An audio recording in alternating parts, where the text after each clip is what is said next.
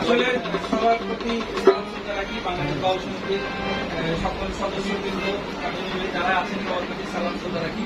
আসলে আমি এই সমিতিতে আজকে আসলাম, তো সবার প্রতি